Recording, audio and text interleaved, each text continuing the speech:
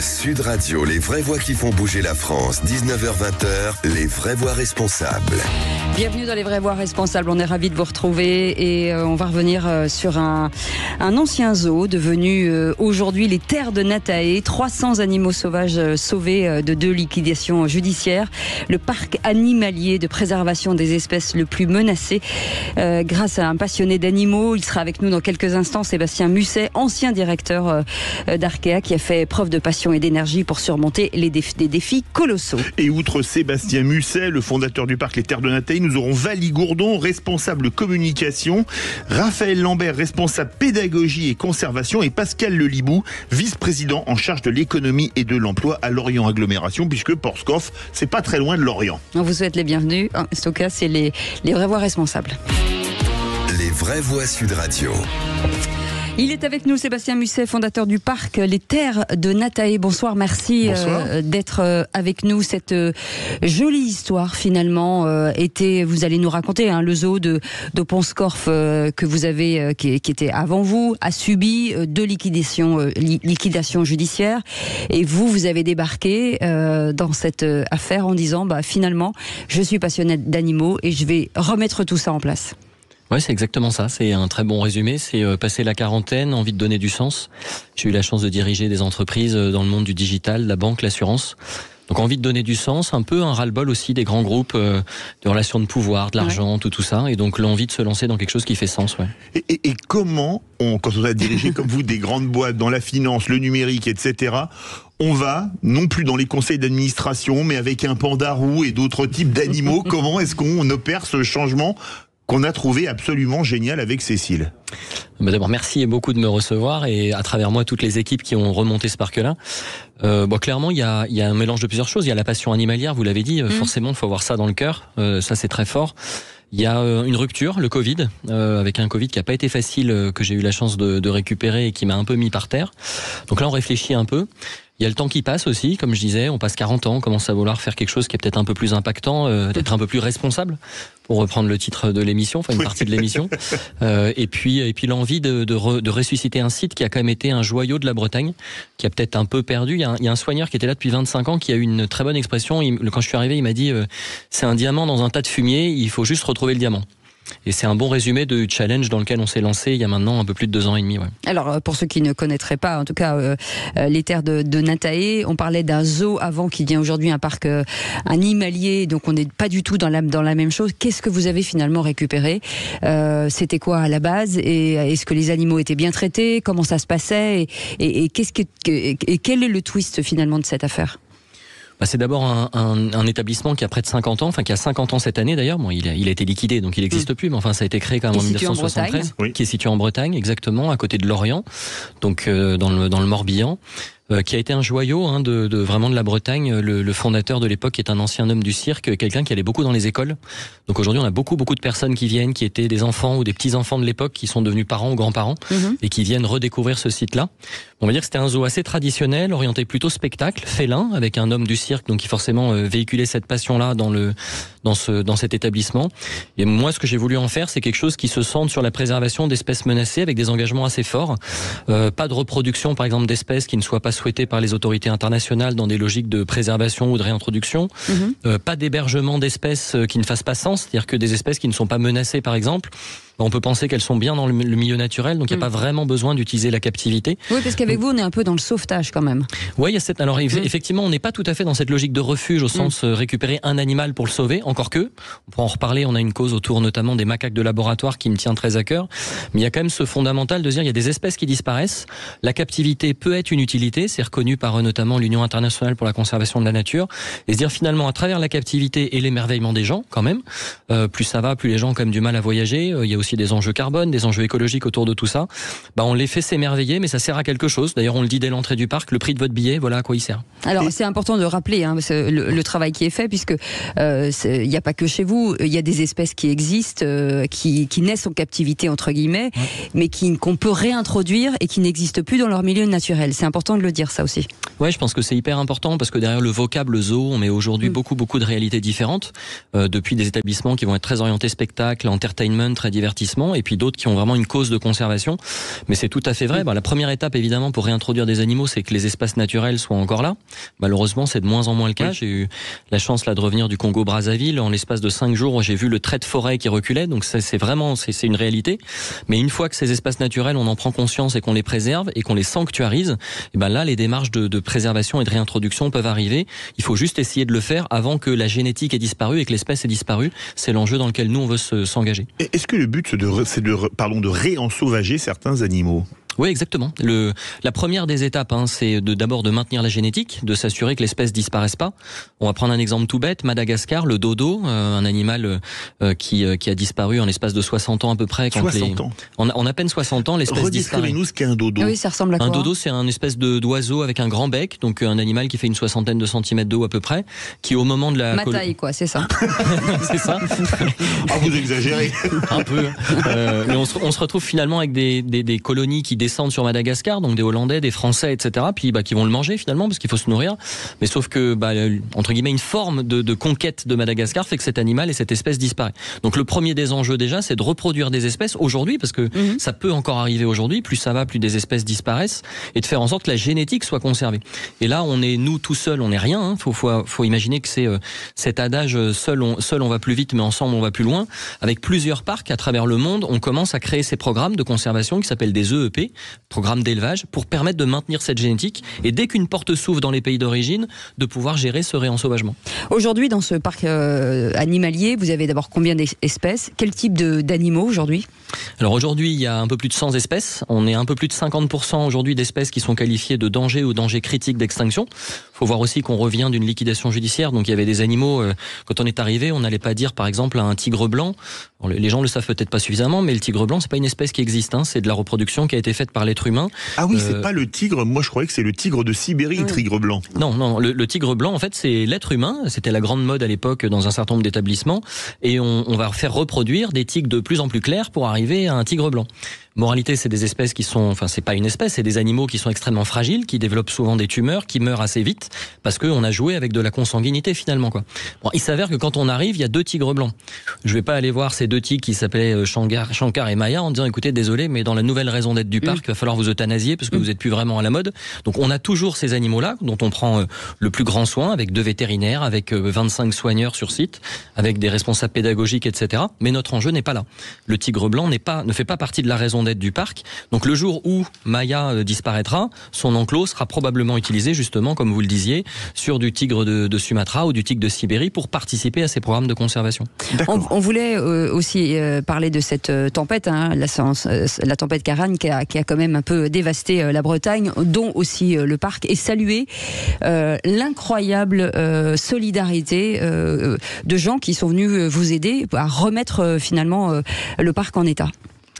Ouais, il y a beaucoup d'émotions quand on parle de ça, parce que 2 ans et demi de bagarre pour remonter ce site-là, et à nouveau je suis pas tout seul, il y a une équipe aujourd'hui de 45 salariés, on travaille aussi avec un établissement adapté, une dizaine de collègues autistes qui nous aident à préparer les rations, et quand vous visitez ce parc après une tempête qui a duré 3 heures, vous vous retrouvez avec une 60aine d'arbres qui ont défoncé les chemins, qui ont défoncé des enclos, et honnêtement, faut être honnête, passe par derrière la tête l'envie de tout arrêter, quoi. Moi j'ai sacrifié beaucoup de choses, ma famille en particulier, beaucoup trop. Et les équipes, tout cet investissement, on se dit stop. Et là, on arrive dans un bureau où il y a des soigneurs qui sont réunis, des équipes techniques, et qui disent bon, allez, on fait quoi ? C'est quoi le plan ? Et de là, tout s'enclenche. Des bénévoles, on a fait un appel aux bénévolats, on a eu plus de 300 personnes qui sont venues juste un dimanche pour nettoyer le parc. Ils sont arrivés avec des souffleurs, avec des râteaux, avec les bottes, les gilets, et puis à l'attaque, on y va, juste pour nettoyer. Oui. Une cagnotte en ligne pour nous aider, parce qu'on sait que les assurances pourront pas tout prendre en charge, malheureusement, et l'ancien DG d'une boîte d'assurance sait d'un peu de quoi il parle sur ce type de sujet-là. Et ça sent le vécu, oui. Ouais, ça sent le vécu, ouais. Enfin, même si on a un assureur qui est très partenaire et qui essaye de construire les choses intelligemment, après il y a des règles, donc on respecte les contrats, on peut pas tout faire. Donc oui, cet élan de générosité, moi, il m'a énormément touché, il m'a permis de pas lâcher ce jour-là et de me dire on n'a pas le droit finalement. Et puis on sent qu'il y a un collectif qui s'est fondé autour de cette raison d'être dont on parlait tout à l'heure, de protection des espèces, d'enjeux qui quelque part dépassent ce parc, finalement dépassent cet ancien zoo, quoi. Pas de dégâts sur les animaux? De blessures, Non, aucun. Non. On a eu la malchance d'avoir l'enclos des pandarous, des petits pandarous qui a été éventré, donc on a 2 pandarous qui se sont échappés. Oui. Un a été retrouvé très très vite, on l'a retrouvé dans la journée, et la deuxième, on a mis 48 heures, elle était à 600-700 mètres à vol d'oiseau. Et c'est un voisin qui appelait en disant on n'avait pas dit que c'était un pandarou pour éviter certains comportements qui peuvent ne pas être adaptés. Je crois que j'ai trouvé un drôle d'animal. Ouais, c'est ça. Ouais. Et le monsieur m'a même dit l'espèce que vous avez perdue, ce serait pas un pandarou? Si, pourquoi? Il est dans mon noyer juste en face de chez moi, quoi. Oui, effectivement, ça va être surprenant. Allez, Sébastien Musset, vous restez avec nous, fondateur de ce parc Les Terres de Natae. Pendant la pub, je vous incite à aller voir sur leur site internet. Valérie Gourdon sera avec nous dans quelques instants, responsable communication et elle s'occupe de la conservation du parc des terres de Natae. On a plein de questions forcément à lui poser. Merci en tout cas d'être avec nous aujourd'hui. On est avec vous d'ailleurs jusqu'à 20h parce qu'on a plein de choses à vous dire. Allez, à tout de suite. 19h-20h, les vraies voix responsables. Les vraies voix responsables ce soir avec un parc animalier de préservation des espèces les plus menacées. Ça s'appelle les Terres de Natae. C'est en Bretagne. On vous incite forcément avec Philippe David à y aller et à regarder d'abord sur internet ce travail incroyable de Sébastien Musset qui faisait carrément autre chose il y a 2-3 ans et qui finalement est devenu le patron de cette grande famille d'animaux et d'humains qui sont très très engagés. Et on va en parler. En tout cas, merci beaucoup Stéphane Musset d'être avec nous. Valérie Gourdon est avec nous, responsable communication. Bonsoir, merci d'être avec nous. Bonsoir. Bonjour. Vous faites partie de cette belle aventure forcément du parc Les Terres de Natae. Quel est votre rôle aujourd'hui, outre le fait d'être responsable de la communication? Alors comme vous dites, il y a toute la partie communication, mais je fais aussi partie du service conservation. Donc c'est très large en parc, on est aussi très polyvalent, donc s'il y a besoin d'aller donner un coup de main en billetterie, au snack, on y est aussi. Mais voilà, toute la partie communication, donc tout ce qui sort du parc en termes d'affichage, de print et conservation pour travailler avec des associations pour la protection des espèces menacées. Sébastien Musset, Philippe, Sébastien Musset, vous démarrez, c'est ce qu'on disait tout à l'heure, vous démarrez de zéro, vous arrivez, vous n'étiez pas du tout aguerri à part aimer les animaux, être passionné, c'est pas du tout votre métier. Il a fallu que vous leviez de l'argent parce que forcément, pour reprendre un zoo, double liquidation judiciaire avec des dettes, j'imagine, avec des animaux qui sont pas vraiment traités, ça passe par quoi? Ça passe par une convergence d'anciennes vies en fait. C'est-à-dire que en ayant été dirigeant dans différents secteurs, banque, assurance, digital, on croise des gens, on croise des artistes aussi. On a la chance d'avoir Vianney qui est associé du parc et qui est parrain du parc. Donc tout ça, ce sont des rencontres dans des vies passées. Et puis à un moment donné, on change de vie, et on va revoir ces gens-là en disant tiens, je monte un truc, bon. Et puis en fait, on sent une énergie folle de personnes qui disent on va t'aider. Alors il y en a un qui a fait fortune dans tel secteur, l'autre qui a eu un peu d'argent patrimonial, enfin peu importe, ils sont mobilisés autour du cœur du sujet, ils disent on t'aide, et on a mis en place un capital de 5 millions d'euros plus 2 millions de dettes, et puis grâce à ça on a pu lancer le projet, quoi. Est-ce que c'est difficile finalement de faire confiance à quelqu'un dont c'est pas le métier et qui décide de prendre ce chantier d'envergure? C'est des fous en fait, c'est des fous, mais peut-être pas aussi fous que moi, mais c'est des fous, quoi. Ouais. Ce sont des gentils fous. Valérie Gourdon sera avec nous dans quelques instants. Est-ce que finalement le public, alors aujourd'hui c'est réouvert depuis le 21 juin je crois 2022. Le public est revenu aussi, alors ça a été certainement un peu difficile, alors jamais assez on comprend, mais aujourd'hui il revient petit à petit. Ouais, c'est ça, je dirais que par rapport à votre question il y a 2 points. Le premier, c'est de se dire que c'est jamais assez, mais c'est pas trop non plus en fait. Moi, l'enjeu, c'est que je veux pas que le parc soit débordé dans les allées, parce qu'il y a une expérience, il y a une vie, on fait des petites animations, on veut rester quelque chose de très pédagogique, donc c'est ni trop ni trop peu. Puis il y a un autre élément qui est hyper important, c'est quand la confiance elle est perdue, notamment dans ce qu'on appelle le B2C, la relation avec le consommateur direct. Pour la regagner, faut ramer, quoi. Et donc l'année 2022, elle était ultra dure parce que 2021, on a bossé quasiment en 2,58 tous les jours pour ressortir ce parc, pour transformer, pour réhabiliter des enclos, nouveau pour agrandir. Puis quand on réouvre, on n'a pas grand monde. On n'a pas grand monde parce que les gens, ils attendent de se faire convaincre, ils attendent le bouche à oreille, et ça prend un an en fait, en vrai. Valie Gourdon, vous êtes responsable communication et assistante de conservation du parc Les Terres de Natae. Aujourd'hui, on va parler de la vulnérabilité. Il y a 4 types de vulnérabilité: rouge, orange, jaune et vert. Expliquez-nous. Il y en a même plus que ça, on peut aller sur même plus que 7 catégories. En fait, nous, on se base sur la liste rouge des espèces menacées, qui est faite par l'Union internationale pour la conservation de la nature. Et c'est-à-dire qu'aujourd'hui, on considère, c'est en termes internationaux, c'est pas que nous, on considère que c'est le baromètre mondial de l'état des espèces. Eux vont se baser sur plusieurs critères pour évaluer, en fonction de l'espèce, en fonction de leur espace naturel, combien il en reste, les menaces, et vont ainsi évaluer les stades, comme vous disiez, donc en danger critique, la vulnérabilité de ces espèces-là. Et nous, on va se baser sur ces catégories-là, justement, pour accueillir les espèces au parc et ainsi se focaliser sur les espèces menacées. Valie Gourdon, pour qu'on ait des exemples, quel type d'espèces aujourd'hui était vraiment en danger critique c'est-à-dire en rouge? Alors là, nous, par exemple, au parc, on accueille des tamarins pinchés. C'est un très bel exemple parce que c'est une espèce qui est en danger critique d'extinction. Ah oui. C'est vraiment un petit primate qui fait quelques centaines de grammes. Mais qui est malheureusement en danger, notamment par la déforestation ou parce que c'est très mignon et du coup les personnes peuvent en prendre chez eux. Mais il y a tout un travail de conservation énorme à faire autour de cette espèce. Et quand on dit conservation, c'est aussi l'environnement naturel. Et vous arrivez à les faire se reproduire, ces espèces, par exemple, quand elles sont en situation de danger critique, comme le tamarin pinché, c'est ça ? Exactement. Alors là, Sébastien, tu m'en voudras pas, je fais un peu de teasing. Vas-y. On a accueilli une petite femelle récemment pour rejoindre le mâle qui était déjà présent. Donc il va y avoir un travail de mise en contact des individus. Ça se passe bien. Et on croise les doigts pour que tout se passe bien et que on ait, j'espère bien sûr, de la reproduction derrière. C'est le mythique zoologique que vous faites en fait. Je confirme que ça se passe très bien la mise en contact. J'ai quelques images en tête, je peux vous confirmer que ça se passe bien. Sébastien Musset, il y a aussi beaucoup d'interactions avec d'autres parcs animaliers en Europe aussi, puisque vous échangez aussi des animaux, d'abord pour la reproduction aussi, mais comment ça se passe?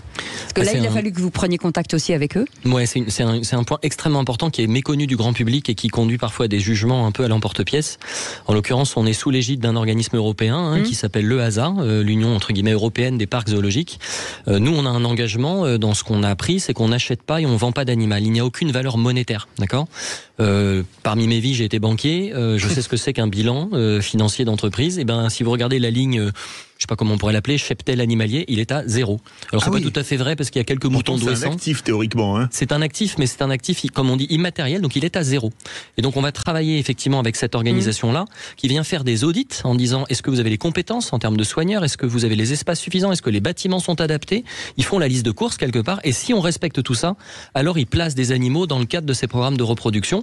La contrepartie de ça, c'est qu'à tout moment, ils peuvent nous dire, on a par exemple 2 éléphants mâles d'Asie, à tout moment, ils peuvent dire le grand mâle, Raja, qui a 25 ans, qui est un mâle reproducteur à la génétique très importante pour le programme, il peut partir de Pont-Scorff, des Terres de Natae, du jour au lendemain, pour rejoindre un autre établissement ou pour rejoindre un parc plus large dans lequel il va y avoir des femelles, parce que l'enjeu, à nouveau, qu'on vise tous ensemble, c'est la pérennisation de ces espèces-là. Mais ça veut dire qu'on vous le rend, ces animaux ne vous appartiennent pas finalement? C'est exactement ça. Oui. On accepte d'être des sortes d'hébergeurs, donc en leur offrant les meilleures qualités possibles, les meilleurs soignants possibles, en développant les compétences. Moi je dis, j'ai beaucoup d'admiration pour un vétérinaire faune sauvage, parce qu'il est à la fois généraliste, mais en même temps il est oncologue, il est dentiste, il est nutritionniste, enfin c'est une somme de spécialités de dingue. Donc on a 2 vétérinaires, Johan et Mathilde, qui font un travail absolument dingue, notamment de maintien dans leurs compétences, et qui viennent prendre soin de ces animaux qui donc ne nous appartiennent pas. Ils nous sont confiés comme des biens, dans mon esprit, extrêmement précieux. Je fais juste un écho sur ce que disait Valie sur cette fameuse échelle dont vous parliez. Nous on s'est donné une règle, ça c'est une règle Terre de Natae. En dessous du niveau 3, donc de cette fameuse échelle qui compte 7 niveaux, le niveau 7 étant complètement disparu, là on ne peut plus travailler, mais en dessous du niveau 3, on prend l'engagement, nous, de ne pas héberger ces espèces-là. Parce qu'on considère que ça veut dire que leur espace naturel est encore suffisant pour subvenir à leurs besoins, alors qu'à partir du niveau 3, qui s'appelle vulnérable, là, si proactivement les humains ne font rien, alors l'espèce disparaîtra. Parfois, vous avez des urgences, là, c'était pas les tamarins pinchés, mais c'est les loups, Valie Gourdon. Oui, des fois ça arrive. Voilà, ça peut être des demandes de préfecture, des demandes. On travaille aussi avec des associations comme le Graal qui réhabilitent des animaux de laboratoire. Donc on a aussi accueilli des macaques crabiers. Ça peut être des animaux de cirque aussi, puisque voilà, on a accueilli 2 tigresses. Donc c'est aussi très large. C'est des animaux qui n'ont nulle part où aller derrière, et ça fait aussi partie de notre mission aux terres de Natae. Les espèces menacées, mais aussi ces animaux qui ont besoin d'un hébergement derrière. Merci beaucoup, Valie Gourdon, d'avoir été avec nous. Excusez-moi, Sébastien Musset est passé des loups de Wall Street aux loups des terres de Natae. C'est pas le même genre. Absolument. Ils sont beaucoup moins dangereux que les loups de Wall Street. Je vous dirai pas ce que je préfère, mais je pense que vous aurez trouvé la réponse. Merci beaucoup, Valie Gourdon, responsable communication et conservation du parc Terre de Natae. Dans un instant, Raphaël Lambert sera avec nous, le responsable pédagogie, parce que il y a derrière ça forcément une pédagogie face aux animaux, face à la préservation, et c'est bien d'en parler avec des clients. On en parle dans un instant. À tout de suite. Si vous avez des questions, vous n'hésitez pas. Vous pouvez nous appeler 0826 300 300. C'est un parc animalier. C'est passionnant. Allez, on revient tout de suite. Et Sébastien Musset est avec nous il y a quelques années. Il était banquier, il travaillait dans les assurances, et puis un matin, c'est ce qu'on appelle une reconversion. Un matin, il s'est dit, voilà, je vais m'occuper des animaux et je vais prendre en charge un ancien zoo. C'est en Bretagne, et je vais le changer, je vais créer de la pédagogie, je vais m'occuper d'animaux, et je vais faire en sorte finalement que ces animaux demeurent sauvages et qu'on puisse les préserver le plus longtemps possible. Est-ce que j'ai bien résumé, Sébastien Musset? Parfaitement. Raphaël Lambert est avec nous, responsable pédagogie et conservation de ce parc qui s'appelle les Terres de Natae. Et je reviens avec vous, Sébastien Musset. Natae, forcément, ça résonne en Bretagne. Ce nom, c'est important de le dire aussi. C'était un vrai choix. On s'appelle pas zoo, on s'appelle les Terres de Natae. Natae, dans la mythologie celte, c'est la déesse de la protection et de la préservation. Et les terres de Natae, alors au départ on était parti sur l'arche de Natae qui fait bien écho à un très bon résumé que vous avez fait. Très joli, à l'arche de Noé, ça rimait en plus. Voilà, mais on a fait un test et les gens nous ont dit, on n'a pas fait sur beaucoup de monde, mais ils nous ont dit l'arche en fait c'est un côté très négatif, c'est-à-dire le monde s'écroule et on s'enferme, alors que les terres, parce que c'est un endroit qui est magnifique, 14 hectares boisés, vallonnés, avec une rivière, etc., il fallait rendre aussi hommage au côté floral, donc les terres de Natae, du nom de cette déesse dans la mythologie celte. Et c'est vous qui passez la tondeuse ou pas? Sur 14 hectares, il faut beaucoup d'essence, parce que ou alors un câble très long, puis un peu de boulot quand même. Raphaël Lambert est avec nous, donc responsable pédagogie et conservation du parc Les Terres de Natae. Bonsoir, merci d'être avec nous, parce qu'effectivement on parle d'animaux sauvages. Difficile de ne pas faire de pédagogie à l'endroit des familles et des jeunes qui viennent visiter ce parc. Oui, tout à fait. C'est l'importance et l'intérêt pour moi des parcs animaliers, c'est qu'on touche un public qui est large, c'est-à-dire plein de gens qui ne sont pas forcément des gens sensibles à la question écologique, environnementale. Le zoo a toujours été un loisir très populaire et familial. À l'échelle mondiale, c'est le loisir principal. Chaque année dans le monde, il y a plus de gens qui visitent des parcs zoologiques que des gens qui vont dans des musées ou voir des matchs de foot ou autre. Et ce qui est parfois reproché, justement, ce côté très grand public, c'est souvent ce qu'on entend dire, c'est un peu pour les promenades du dimanche. Mais justement, c'est à cet endroit-là qu'on peut capter et qu'on peut diffuser des messages à des gens qui sinon... vous avez parlé de jeunes enfants et de familles, des gens qui n'iront pas se lever à 6h du matin dans un affût pour voir les rouges-gorges ou les blaireaux dans la forêt. Donc c'est nous, des blaireaux, on en connaît. Je peux vous envoyer des photos. Je vous arrête, c'est vrai que chez Jacques Pessis, il y avait le blaireau, le grand Bernard Hinault cette semaine, et qui est breton, mais de l'autre côté, là, les Côtes d'Armor et pas le Morbihan. Et donc vous mettez en place pas mal de choses pour expliquer aux gens avec un système de QR code, pour comprendre aussi les animaux, parce que l'intérêt c'est la pédagogie, mais c'est aussi d'apprendre les espèces. Oui, complètement. Il y a une métaphore que j'aime bien qui dit que finalement, le problème du parc animalier, c'est qu'il décontextualise un petit peu l'animal, et que quand on voit un animal en parc animalier, c'est un petit peu comme si vous croisiez une star, un très grand acteur ou un très grand écrivain, je sais pas, mais que vous savez pas son talent. Donc le but de la pédagogie, c'est ça, c'est de dire, regardez cet animal, ce félin, cet herbivore, cet oiseau, il est extraordinaire, il est passionnant parce que il vit dans tel environnement, il sait faire ci, il sait faire ça. C'est un côté ouvrir les yeux en fait au public. Quels sont, parce que là on parle surtout aussi des enfants, quels sont les animaux qui fascinent le plus les enfants encore? Les fauves, type les tigres blancs À qui vous parlez, à Raphaël tous les deux, Sébastien ou Raphaël, les deux, ils ont peut-être pas la même opinion. Vas-y Raphaël. On a une très grande star, mais ça c'était d'ailleurs le sujet de notre nouveauté de cette année, c'est le pandarou. Oui. Donc ça c'est très mignon. Danger d'extinction. Ouais, danger. Ah bon. Ouais. Quel est l'animal finalement le plus difficile à gérer, parce que j'imagine qu'il y a des niveaux de difficulté sur la fragilité, sur la taille, sur plein de choses. Sébastien Musset. Je crois que le tigre, si on rentre dans son enclos et qu'il a faim, c'est assez difficile à gérer. Ça va être une gestion rapide en tout cas pour celui qui rentre. Une digestion rapide. Ça va être une digestion rapide. Je ne saurais pas répondre à la question parce qu'en fait, il y a des difficultés qui sont très différentes. Il y a effectivement la difficulté au sens dangerosité dont vous venez de parler à juste titre sur des grands félins. Il va y avoir une autre type de dangerosité, par exemple sur des grands primates, sur lequel il va y avoir une psychologie, une approche encore différente. On a une soigneuse qui s'occupe du reptilarium. On méconnaît la complexité de ces animaux-là, où il y a aussi toute une frange d'espèces de reptiles ou de tortues qui sont en danger critique d'extinction. Donc je dirais quasiment à chaque espèce sa dangerosité, soit émotionnelle, soit sécuritaire, soit nutritionnelle parfois, simplement de réussir à les faire manger. Donc c'est toute cette complexité-là qui fait que, si vous me permettez juste de rendre un énorme coup de chapeau, bien sûr, à ces 45 personnes, en plus des équipes, comme je disais tout à l'heure, de l'établissement adapté, des collègues autistes, des gens qui sont en réinsertion, qui nous aident. Il y a 2 ans et demi, la plupart de ces gens-là se connaissaient pas. Moi, Raphaël, je le connaissais pas il y a 2 ans et demi. Ils ont fait un boulot, juste absolument incroyable en dédiant leur vie et leur temps à ce projet-là pour en faire ce que c'est aujourd'hui.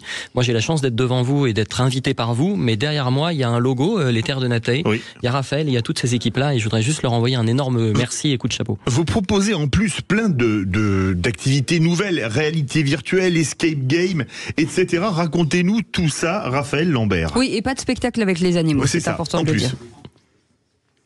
Oui, donc ça c'était une première règle pour nous. Le zoo de Pont-Scorff anciennement avait été très connu pour ses spectacles, beaucoup de dressage, notamment de fauves. C'est une époque qui tend à disparaître pour probablement des très bonnes raisons de bien-être animal, mais c'est ce qui avait créé le succès du parc parce que ça a intrigué, ça a impressionné. Aujourd'hui, on a d'autres. La société a changé, mais il faut toujours chercher ces façons d'attirer la curiosité, d'émerveiller, d'intriguer. Et donc, par exemple, vous l'avez cité, un escape game, c'est quelque chose qui est très tendance aujourd'hui. Beaucoup de gens aiment en faire. Et nous, on a créé un escape game, mais qui plonge dans les marécages d'Amérique du Sud à la recherche des espèces menacées. Donc, c'est toujours l'idée de lier ça à nos sujets et la réalité virtuelle. En fait, c'est une prestation vraiment complémentaire puisque ça permet, en mettant donc un casque sur la tête, de voyager grâce à des images qui ont été tournées à travers le monde. Et justement, en fait, ça fait le lien direct. On peut dire, vous avez vu des lions ici au parc animalier, mais là, grâce à cette caméra, vous venez aussi de voir passer un troupeau de lions au fin fond du Kenya. Et c'est ça, nous aussi, qu'on cherche à protéger. C'est que notre but, c'est pas juste que dans 30 ans, il y ait plein de lions dans plein de parcs animaliers, qu'on les reproduise, et c'est très bien. C'est qu'il y a encore des lions qui vivent dans le Kenya, qui vivent en Afrique du Sud, et qui vivent leur vie de lions sauvages. Sébastien Musset, j'imagine qu'il a fallu tout réorganiser, peut-être sur place, peut-être déplacer des animaux, réfléchir justement à comment faire que tous ces animaux cohabitent aussi, parce que ça aussi, ça reste des prédateurs les uns avec les autres. Au moment où on rentre sur le site après la décision du tribunal de commerce, parce que vous l'avez répété, mais c'est bien une liquidation judiciaire, donc on rentre dans une situation, on n'est pas très nombreux à l'époque, il y a 8 postes seulement qui sont récupérés au tribunal, donc on récupère pas des salariés, on récupère des postes dans le droit du travail. Ah oui. Donc on connaît pas ces gens-là en fait, on dit juste il y a 6 postes de soigneurs, il y a un poste d'assistant comptable, ok très bien, puis on rencontre des gens aussi.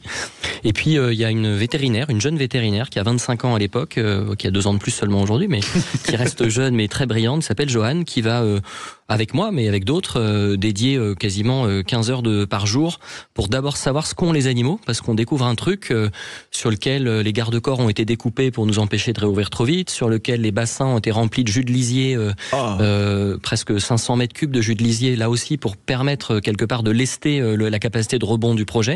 Et puis surtout, le plus important, des animaux dont on ne sait pas ce qu'ils ont. C'est-à-dire voir un animal mourir, quand on l'accompagne et qu'on sait qu'il y a une pathologie, qu'il y a des tumeurs, qu'il y a une problématique hépatique, c'est déjà très très dur. Voir des animaux qui meurent parce qu'on n'a juste pas le temps de faire les diagnostics pour savoir ce qu'il y a, ça a été 3-4 mois sur lequel je pense qu'on peut se dire, en tout cas Johan et moi, que tous les soirs ou tous les 2 soirs, moi je rentrais dans mes Côtes d'Armor, puisque comme Bernard Hinault, je suis costarmoricain, mais on pleurait tous les 2 soirs, parce qu'on savait pas. Donc le premier truc, ça a été ça en fait. Raphaël Lambert, on parlait de Bretagne, vous mettez aussi en avant la culture celte. Oui, tout à fait, parce qu'on est en Bretagne et ça nous paraît aussi important d'être un parc animalier qui est lié dans son terroir, dans sa culture et dans sa tradition. Et parce que ce qui fait aujourd'hui beaucoup de problématiques vis-à-vis de la nature, c'est les croyances, les idées reçues, les opinions qu'on peut avoir. Et c'est assez rigolo, des fois, de fouiller aussi. Ça permet aussi de voir d'où on vient. De se dire qu'il y a 100 ans, on clouait encore des chouettes sur les portes des granges pour faire fuir les sorcières. Ça permet aussi de relativiser un petit peu quand on dit aujourd'hui que, je sais pas, on n'arrive pas à cohabiter avec tel animal ou autre. On a quand même évolué, ça fait un petit peu de bien. Voilà, il y a une époque où le hérisson était détesté, par exemple. On disait qu'il faisait tourner le lait des vaches et qu'il les faisait avorter. Le hérisson aujourd'hui, c'est plutôt un animal que tout le monde trouve très mignon. Puis il y a des animaux qui ont des images positives. Il n'y a pas que du négatif. Mais c'est important aussi de se rappeler que c'est ça aussi qui a façonné notre relation à l'animal, c'est ses croyances, c'est ses hypothèses, c'est ses superstitions parfois, et c'était sympa de leur rendre hommage aussi. Alors merci beaucoup. Moi je vis avec un drôle d'animal. Hein. Oui. Il est pas. Merci beaucoup. Vous n'êtes pas en cage, Philippe David? Non, si. Vous me sortez uniquement pour l'émission. Je passe de la cage au studio et du studio à la cage. Mais vous êtes à un haut niveau de préservation. Je suis lion ascendant scorpion, donc j'ai 2 animaux, vous voyez. Alors. Mon Dieu, Jésus, Marie, Joseph. Merci beaucoup, Raphaël Lambert, responsable pédagogie et conservation du parc des terres de Nataï. Et vous restez avec nous dans un instant. Pascal Lelibou sera avec nous, vice-président en charge de l'économie et de l'emploi à Lorient Agglomération, parce que c'est aussi un parc animalier, c'est aussi l'attractivité d'une région. Et on va voir comment tout ça cohabite. On en parle dans un instant. À tout de suite. Sud Radio, les vraies voix qui font bouger la France. 19h-20h, les vraies voix responsables.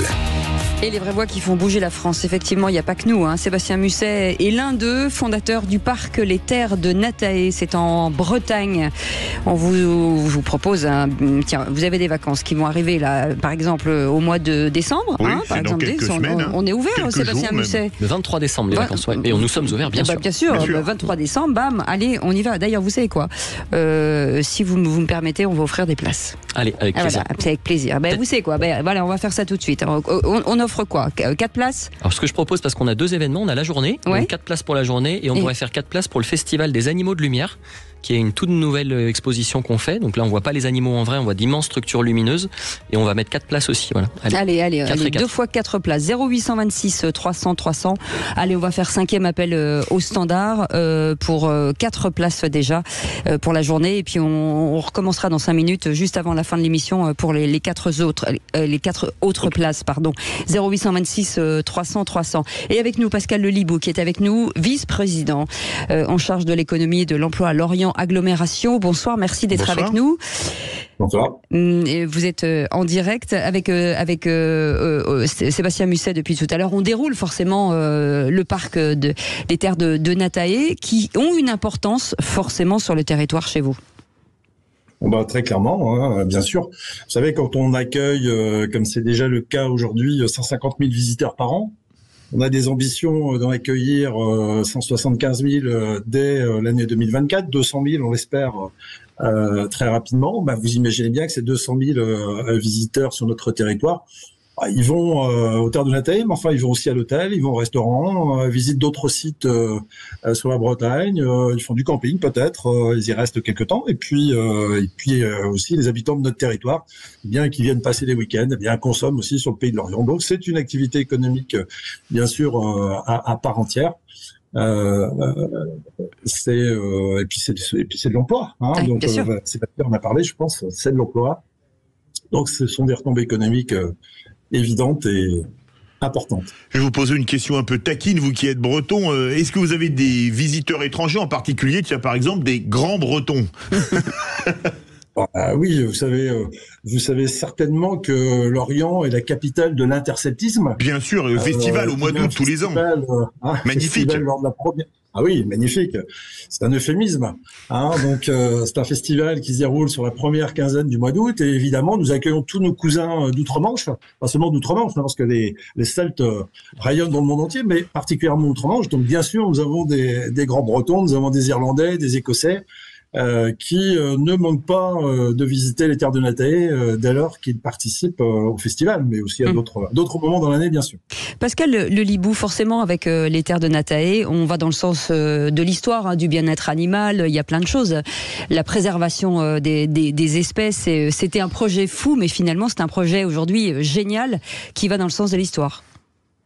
Clairement, et c'est pour cette raison, et comme vous le dites très bien, c'est un projet génial qui va dans le sens de l'histoire. C'est pour ça qu'on a décidé de l'accompagner.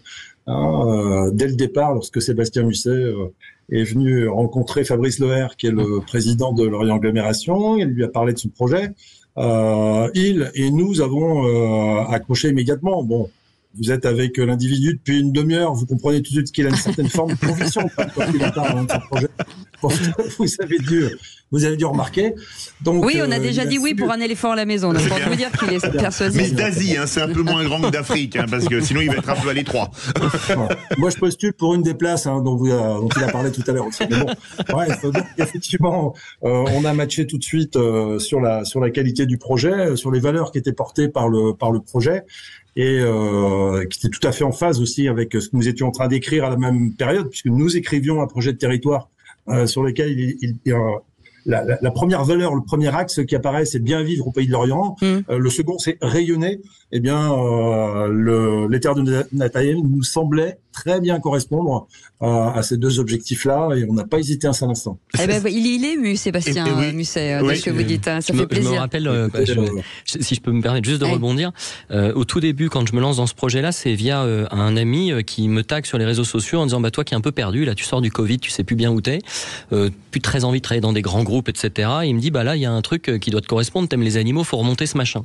Le premier mois, après avoir vu ça, quand je me lance, je rencontre évidemment les pouvoirs publics, parce que c'est hyper important de regarder si on va être soutenu. Un parc zoologique, c'est probablement un champ de contraintes réglementaires qu'on ne peut même pas imaginer. Vraiment, c'est un truc incroyable. Et donc, la première personne que je rencontre, c'est Fabrice Loher, le maire de Lorient, le président de Lorient Agglomération. Il m'a reçu 15 minutes. Il avait tout lu, le dossier en intégralité, les 45 pages que j'avais écrit en 15 jours, il avait tout lu. Il m'a dit, au bout de 15 minutes, c'est OK. Bon, il avait 2-3 autres sujets, la fonderie de Bretagne notamment, il avait 2-3 trucs à gérer.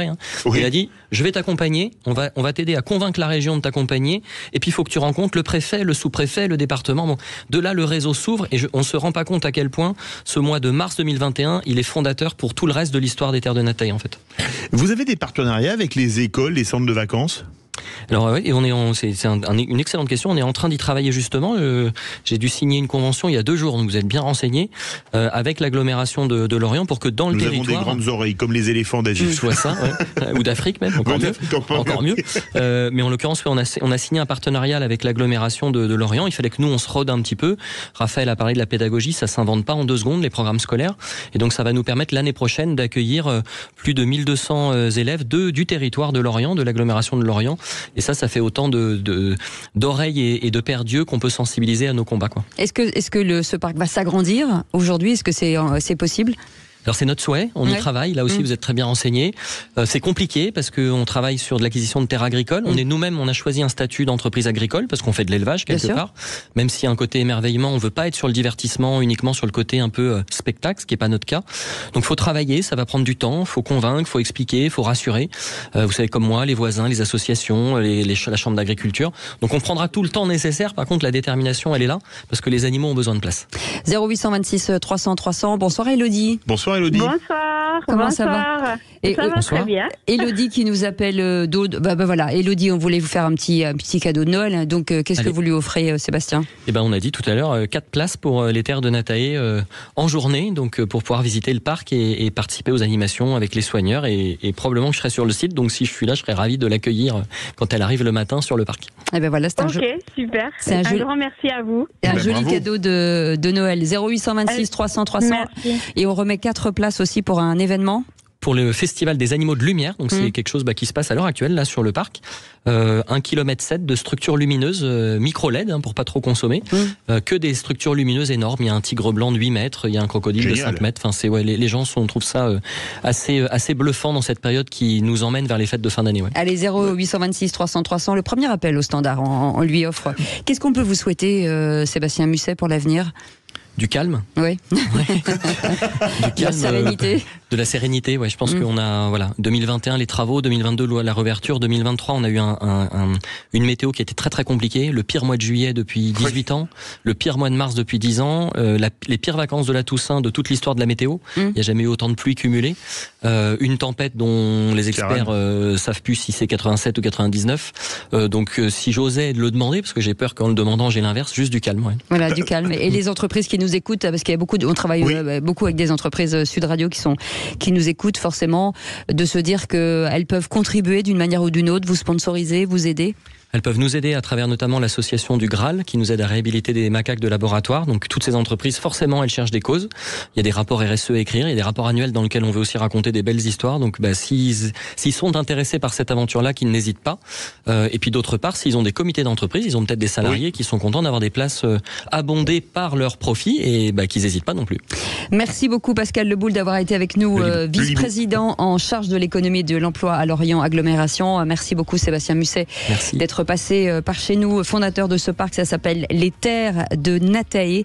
Et comme je vous le disais depuis le début, je vous incite à aller regarder sur le site internet et vous inscrire peut-être pour y aller, le visiter avec vos enfants ou en famille ou avec des amis. On y sera avec Philippe. David, on va y aller. On va y aller avec grand plaisir. Bien sûr qu'on va y aller. Mais par contre, vous ne me mettrez pas en cage là-bas. Je ne sais pas. On laisse peut-être.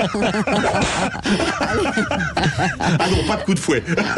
Allez, passez une très très bonne soirée. On se retrouve demain à 17h pour Les Vraies Voix. Demain à 17h, on se dit Kenavo, comme on est avec des Bretons, bien évidemment. Et pas de chouchen, pas tout de suite. Pas de chouchen, pas tout de suite. Sud Radio à votre service avec Vincent Le Goëraguer, ça c'est un peu typé breton aussi. Et ensuite les essentiels de Sud Radio, ça sonne encore pour gagner. Vous allez gagner, vous inquiétez pas. Allez, passez une très belle soirée. Salut. Merci beaucoup. À demain.